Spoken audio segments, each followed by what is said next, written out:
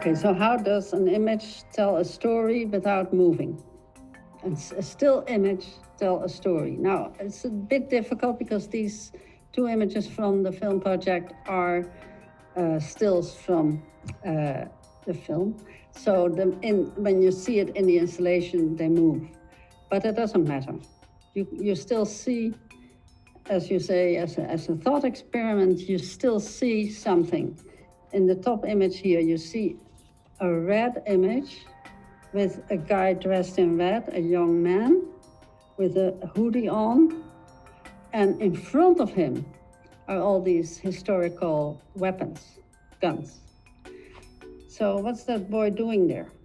Well, in the film, he's dead, and this is his return from the dead as a ghost. But what you see here is someone who is completely surrounded by instruments of violence, and because they're behind him and in front of him are these guns, and he's standing asymmetrically a little bit to the left, and he looks disconcerted. He looks like, what the hell am I doing here? He's locked up in the instruments of violence. And so it makes him vulnerable for either the contamination of violence, the desire to pick up a gun and shoot, or to become mad with frustration and anxiety of the violence. And the whole film on madness is about the traces that that violence leaves in people, even across generations. That, like, you know, they hear the stories from the parents, what happened and what happened and what happened, and then they are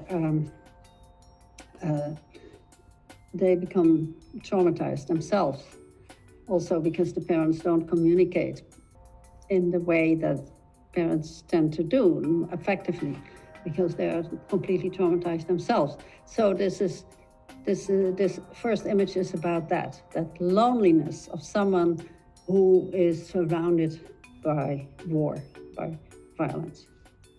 Now the other one is a man, a big, tall man who is also mad, because this is also from the Madness film, and he encounters two young children. And this is also about the adult who is mad and the children who are very, you know, savvy and sane and who can handle him. And they actually laugh at him, but they laugh with him also. And he can be mad, but he's also a poet. He has written a poem for them. The poem is called Madness Comes in Three Halves. So you know already where you are, right? But the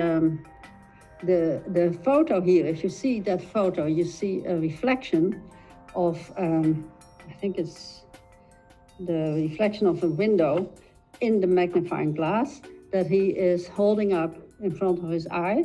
So he's also making a schizophrenic image of himself, where one part is blown up and the other part is normal size.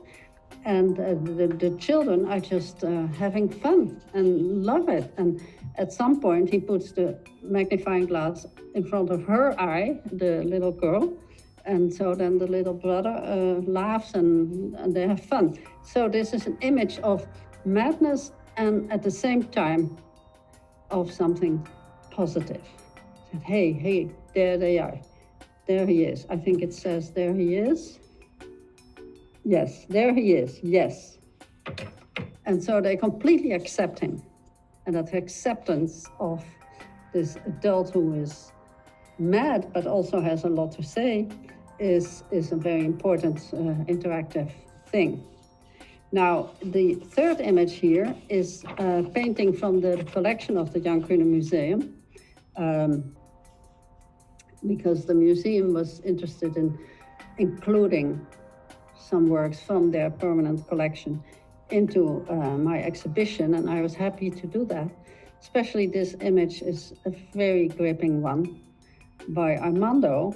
And Armando was an artist who all his life, he was obsessed by the Second World War and the concentration camps and the violence and all that. And this image is called Das Tier, the animal. And you see this sort of black beast. And there are two things that are very remarkable in that image. One is it doesn't quite fit into the frame, so it's cropped. And it's not as if an artist who paints needs to crop his images. He does that on purpose. So he crops the behind, he crops the top, and the paws, the legs of the animal are as if he is fleeing. So it's a very strange image. But then the second thing that makes it so strange, and that brings all these Second World War stories in, the head of the animal is human. That's a human head. How is that possible? That is possible because what this image says is humans are animals. Humans are animals. They behaved like animals. It's actually an offense for animals to say that. So I think that Armando is doing something really important here.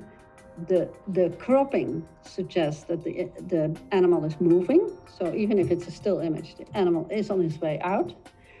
And the human head, which is also cropped, is the head of mad violence, the mad violence that Armando's life was dominated by in his imagination.